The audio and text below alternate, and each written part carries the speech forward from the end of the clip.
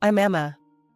My first big break after college was landing a job at Mason Trading Company as a lawyer's assistant. It was a bustling place, always buzzing with activity and ringing phones that hardly ever stopped. I loved the pace, it kept me on my toes. In those early days, while I was still figuring out which elevator took me where, I ran into Tom. He worked in the purchasing department, just a corridor away from our legal offices. He was arguing over the phone about some shipment that got delayed. He hung up, noticed me watching, and rolled his eyes. "Suppliers," he muttered. "Tough day?" I asked, half smiling. "You could say that. Every day is a battlefield here. You knew?" "Yeah, just started this week. I'm Emma." "Tom. Welcome to the madness. Don't let the chaos scare you off." We started having lunch together, mostly because it was easier to navigate the huge cafeteria with someone who knew the place. Tom was easy to talk to, had a sharp wit, and wasn't shy about saying exactly what he thought. One lunch turned into many, and soon, those lunches turned into after-work drinks. Our conversations ranged from mundane work stuff to more personal topics. I learned he was an only child, adored by his mother, but constantly nagged for not living up to his potential, whatever that meant. "You haven't met my mom yet, but brace yourself when you do," Tom warned one evening as we grabbed beers after a particularly long day. "She has this idea of the perfect woman, and trust me, no one's good enough." It wasn't long before our friendship took a romantic turn. After about a year of dating, Tom proposed. The wedding was simple, but perfect, for us. We bought an apartment together with savings I had from my grandma and his savings. It felt like everything was falling into place. Life with Tom was mostly smooth, except for the occasional bickering about who forgot to buy milk or whose turn it was to clean the apartment. But nothing too heavy, just the usual stuff couples go through. Until one day, everything felt different. I was exhausted all the time, and even the smell of coffee, which I loved, made me nauseous. One morning, struggling to even get out of bed, I decided enough was enough. I booked an appointment with my doctor, thinking maybe I had the flu or something. Sitting in the waiting room, flipping through a magazine without really reading it, my name was finally called. Dr. Lena was always straight to the point, and after a few questions and tests, she dropped the news. "Well, Emma, congratulations are in order. You're pregnant." "Pregnant?" I repeated, the word foreign and heavy. "Are you sure?" "Quite sure," Dr. Lena smiled, handing me the test result. "But you need to be careful. Your body's signaling a few warning signs. Nothing too scary, but you need rest, less stress." I nodded, my mind racing. Pregnant. How would Tom react? I couldn't tell over the phone. This needed a face-to-face. Walking through the door of our apartment that evening, I found Tom on the couch, eyes glued to his phone. "Tom, we need to talk," I said, my voice shaky. "I went to the doctor today. We're going to have a baby." Tom's face changed. It wasn't the reaction I'd hoped for. "A baby? Emma, it's not great timing, you know? We haven't even traveled like we talked about. And a baby? That's a huge change." I felt a pang in my heart. I know it's unexpected, but it's also kind of amazing, right? We're going to be parents. Tom ran his hands through his hair, a sign he was stressed. "I don't know, Emma. It's too much. It's too soon." "Too soon for a family with me?" I asked, hurt coloring my tone. "No, that's not what I mean. I just thought we'd have more time, just us two." The conversation went in circles.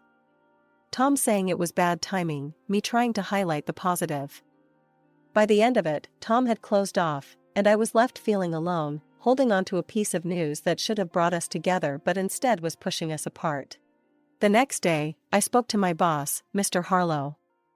I needed some accommodation, given the doctor's orders. "Mr. Harlow, I need to ask for a change.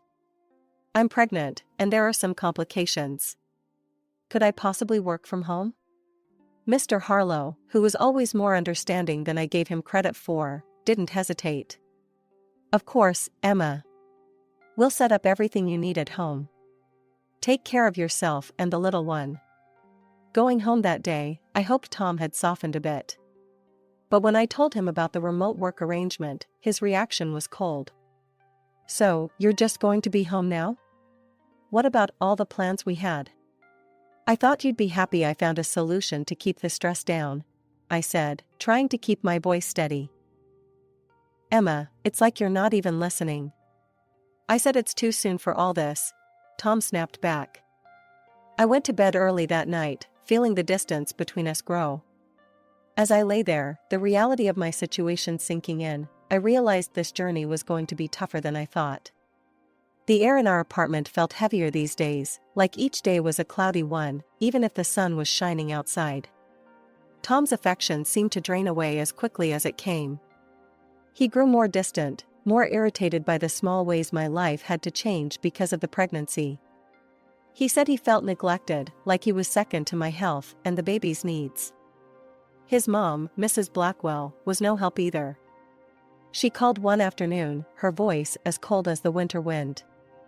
Emma, this child. It's not the right time. You should be focusing on supporting Tom, not dragging him into fatherhood. I clenched the phone tighter, fighting the sting in my eyes. It's not like I planned this by myself, Mrs. Blackwell. It's our child, not just mine. There are options, you know. You're just choosing the most selfish one. Her words sliced through me, leaving me feeling hollow inside. As if that wasn't enough, Tom's behavior started changing even more. His cologne was masked by another scent, a woman's perfume, unfamiliar and sweet, clinging to his clothes. The first time I smelled it, I convinced myself it was a mix-up at the dry cleaner. But then, it happened again. And again. He also started staying out late, mumbling about needing to catch up on work, and his weekends were booked up with sudden business trips. It was too much to chalk up to coincidence. I held my tongue, not wanting to believe the worst, but the seed of doubt was planted. I couldn't ignore it anymore. That Saturday, when Tom mentioned another business trip, I reached out to Mike, an old classmate who now worked as a detective. We met at a small cafe, the kind where you could talk without every table overhearing your conversation.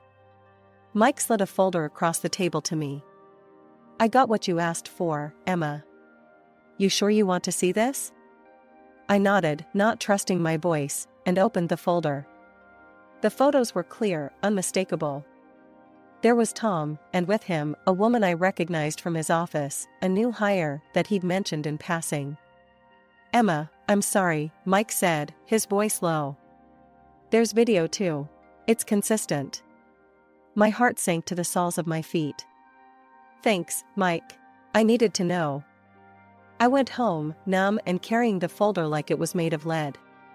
As I turned the key in the lock, the door swung open. Mrs. Blackwell stood there, her face twisted in disapproval. I came to see how you are. Tom said he's worried about you, all alone here. Her eyes darted around, suspiciously. I know about Tom. He's not on a business trip. He's with someone else, Mrs. Blackwell. She scoffed, her defense quick and sharp. You're driving him away. Always sick, complaining, needing things. What man wants that? That's no excuse for cheating, I shot back, anger rising. And you think having his baby will fix things? No one in the family wants this child, Emma. Only you. Her words were like a physical blow. Get out, I said, my voice trembling. Now. She threw her hands up and stormed out, slamming the door behind her. The silence after was deafening. I sat on the couch, feeling numb and hollow. 30 minutes felt like an eternity as each second passed with heavy, painful ticks, echoing the throbbing in my heart. My mind was racing, but a dreadful resolve settled over me. I had to face Tom and see the truth with my own eyes. Mike had given me all the details I needed. There at the Grandview Hotel, room 718, he'd said, his voice filled with reluctant professionalism. My hands were shaking slightly as I parked the car and walked into the hotel lobby, my stomach in knots. I took the elevator, my heart pounding in my ears with each floor it passed. When the doors opened, I stepped out into a brightly lit hallway that felt too cheery for what I was about to do. Room 718 was just down the hall, and as I approached, I could hear laughter and the clinking of glasses. My hand trembled as I knocked on the door. "Room service must be here with the champagne," I heard a woman's voice, chirpy and carefree. After a few seconds that felt like hours, the door swung open. Tom looked out, his expression changing from anticipation to shock in an instant. "Emma? What? How did you find?" "I know everything, Tom," I said, my voice stronger than I felt. Without waiting for an invitation, I pushed past him into the room. The sight that greeted me was like a slap. There she was, his mistress, half-dressed, scrambling to cover up as if modesty meant anything now. Tom recovered from his initial shock and his face hardened. "Why are you here, Emma? To spy on me? To beg?" "Beg?" I echoed, incredulous, feeling a bitter laugh rise in my throat. "I came for the truth, not that you'd know anything about that." He scoffed, stepping closer. "You want the truth? Here it is. I'm not happy with you anymore. You're always so wrapped up in yourself and this baby." His mistress, now somewhat dressed, smirked and added, "Maybe if you paid more attention to him, he wouldn't be with me." Her words stung, but it was his agreement, the nod he gave her, that twisted the knife deeper. "Yeah, you should be thanking us. We're just waiting for your baby to be born. Then I can finally move on properly." The room spun around me, and a sharp pain stabbed through my abdomen. I doubled over, gasping, the shock and pain mingling into a nauseating swirl. "Tom, I think something's wrong," I managed to say, my voice a whisper of desperation. "Please, call an ambulance." He and his mistress exchanged a look, a quick, dismissive glance, and then he turned back to me. "You're probably just overreacting, like always." They dressed quickly, stepping over me as if I were just another obstacle in their path. The last thing I saw before darkness claimed me was the closing door, the click of it shutting echoing ominously in the cold, empty room. I woke up to the gentle, yet urgent, voice of a maid trying to rouse me. Ma'am, can you hear me?" Her face swam into view as I blinked away the darkness clouding my vision. The pain was still there, a dull ache that seemed to echo through my entire body. "Where am I?"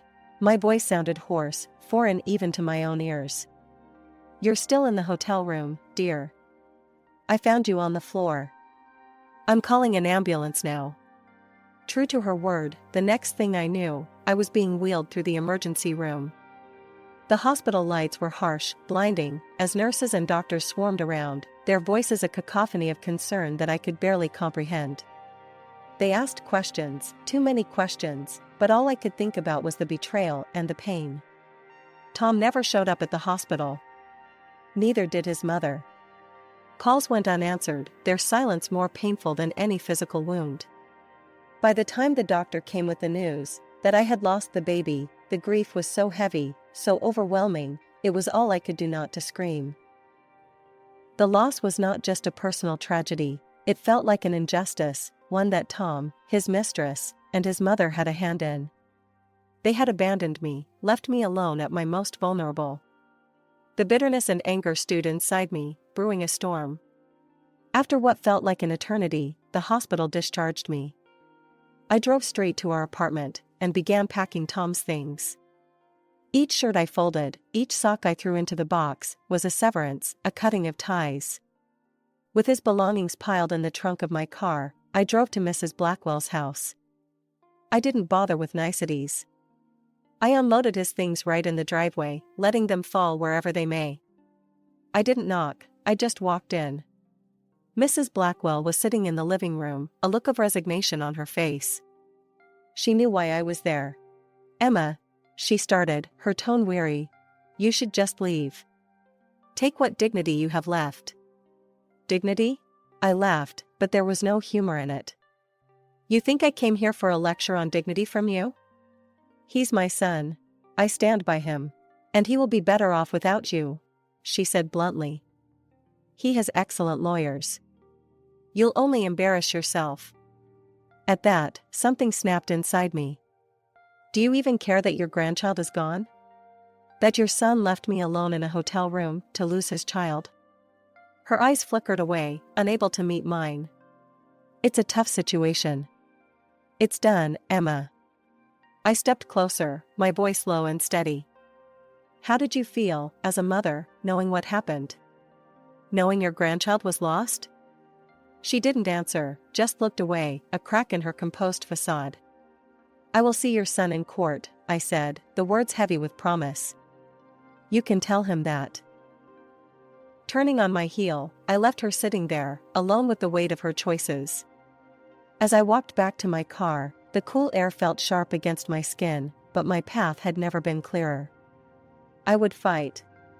Not just for me, but for the life that was lost, and for the truth that needed seeing the light of day. Stepping into the courthouse, I felt every eye on me, or maybe it was just the weight of what was about to happen pressing down. My best friend from college, Lucy, was right beside me. She'd become a shark in the courtroom, known for tearing apart even the slickest defense. When I told her about everything, she didn't hesitate. I've got this, Emma. And don't worry about the fees. This one's on me, Lucy had said, her voice fierce and reassuring. We sat at our table, papers neatly arranged, evidence at the ready. Across from us, Tom and his mistress looked confident, a smugness that irked me. As the proceedings began, their lawyer painted a picture of me as unstable, broken by grief into fabricating stories. The plaintiff has suffered immense emotional distress, yes, which has led to these wild accusations. There is no substantial evidence of any affair or wrongdoing on my client's part. When it was our turn, Lucy stood, her presence commanding the room. Your Honor, not only do we have substantial evidence, but we also have a testimony that will corroborate everything my client has claimed. She presented the photos first, clear and undeniable proof of the affair, passed around for the judge and eventually to the opposing counsel who looked visibly shaken as they viewed them. Next, Lucy played the video from the hotel. The room fell silent as the scene played out. I enter the hotel, then Tom and his mistress, laughing, hugging, leave the hotel without a hint of concern. But that's not all, Lucy continued. She called the maid who found me to the stand. Her testimony was simple, but powerful. I found her on the floor, unconscious. They were gone. She could have died. Tom's face had gone white, and his mistress couldn't sit still, her leg bouncing nervously. When they were given a chance to respond, Tom stood up, his voice shaky. This isn't how it looks. We were just scared and confused. Scared? So you leave your pregnant wife unconscious on the floor? Lucy shot back, her tone icy. The judge took everything into consideration, the weight of the evidence, the testimonies. After what felt like a lifetime, he spoke. I find in favor of the plaintiff, Emma Blackwell. The evidence of infidelity and negligence is overwhelming. I am granting a 50-50 division of all marital assets, as well as financial compensation for the emotional distress caused by the actions of the defendants. As we walked out of the courtroom, Lucy elbowed me gently, a victorious glint in her eye. How's that for justice? I managed a small smile, feeling a mix of relief and sorrow. Thanks, Lucy. I couldn't have done this without you. Life had been limping back to normal after the courtroom drama. I bought a small apartment, and every new piece of furniture, every picture hung, was a step away from my past torment. The only shadow that loomed over my fresh start was seeing Tom and his mistress together at work, a constant reminder of the betrayal. One afternoon, as I was sorting through some legal briefs, my phone buzzed with a number I hadn't seen in a while. It was Tom's mother, Mrs. Blackwell. Emma, could we meet? I need to talk to you. Her voice trembled over the phone. I hesitated, memories of our last encounter flashing through my mind. Why should I meet you, Mrs. Blackwell? It's about Tom and your company. Please, I wouldn't ask if it wasn't important. Curiosity piqued and a bit of old loyalty to the company that stood by me, I agreed. We met at a small cafe, away from prying eyes. She looked worn, her eyes rimmed with red, as if she had been crying. Tom, he's not the boy I raised anymore, she started, not meeting my eyes. He and that woman, they're planning to cheat the company, sell off assets, and they want to force me out of my home. Her words hung heavy between us. I was still processing when she grabbed my hand, her grip surprisingly strong. Please, you're the only one I can trust to stop this. The plea in her eyes was real, but so was my reluctance. Mrs. Blackwell, your family drama is not my business anymore. It's not just family, Emma. It's your company too. They're planning something big. It could ruin everything. Her urgency struck a chord. I was, after all, part of that company. It had given me a chance when I was just a college grad, and many of my colleagues were like family. All right, I'll look into it, I conceded, more for the company than for her. Back at work, I started digging.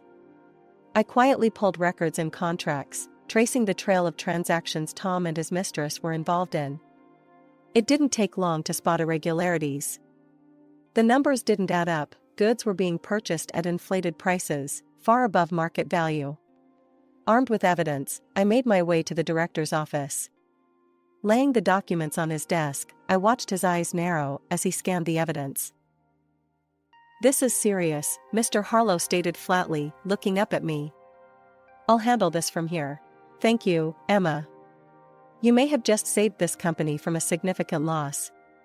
Leaving his office, I felt a mix of relief and anticipation.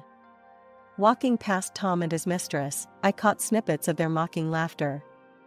I couldn't help but smile to myself. Justice had a way of finding its path, no matter how twisted the road might be. After exposing Tom and his mistress, a full-scale investigation rippled through the company. As it unfolded, I was often called to testify, detailing every discrepancy and irregular transaction I had uncovered. The courtroom once again became a familiar setting, but this time I stood confidently, bolstered by the truth and the mountains of evidence that supported our claims. The legal battles were intense and draining. Tom and his mistress faced the consequences head-on. The company, having suffered significant potential losses, pursued justice relentlessly, culminating in a multi-million-dollar lawsuit against the duo. The verdict was as expected, guilty. The court's decision barred them from holding any senior positions in the future, a fitting end to their corporate malfeasance. Amidst the chaos, my own career took a surprising but welcome turn. The company recognized my efforts and promoted me to a senior lawyer, an acknowledgement that came with a significant award. One quiet afternoon, as I was organizing files in my new office, a spacious room with a view of the city skyline, my phone rang. The screen displayed a number I hadn't seen in a long while. Mrs. Blackwell. Emma, it's me, her voice came through, tinged with humility, a stark contrast to our last encounters. I wanted to thank you for saving my home from being sold out from under me. Her gratitude was genuine, and despite everything, I felt a twinge of sympathy for her. You're welcome. I did what I felt was right. There was a pause, a breath of silence, before she added, I was wrong about you, Emma. So very wrong. I used to think you didn't deserve my son, but I've come to realize it was he who didn't deserve you. Her words, unexpected and raw, took me by surprise. Thank you for saying that. It means more than you might know. Could we meet? I'd like to apologize properly, face to face, she suggested, a hint of hope in her tone. I considered her request. All right, Mrs. Blackwell. Let's meet. We decided on a quiet cafe, neutral ground, for what was to be a frank conversation. Sitting across from her, I saw the changes the months had wrought on her. Gone was the haughty demeanor, replaced by a somber reflectiveness. Emma, I'm sorry for everything. I was blinded by my own expectations, my own desires for Tom, that I couldn't see the truth. You were always the stronger person, and I admire that deeply now, she confessed, her eyes not meeting mine. It's been a tough journey for us all, I acknowledged, my voice steady. But your apology is accepted, Mrs. Blackwell. We talked more, about life, about lessons learned. It was clear that friendship wasn't on the table, but mutual respect hung in the balance, a fine thread that connected our shared history. Leaving the cafe, I felt lighter, as if her words had lifted some of the shadows of the past. I walked back to my office, past the now empty desks of Tom and his mistress, a reminder of the bullet dodged. Their laughter no longer echoed through the halls. Instead, my own steps sounded a steady beat towards the future.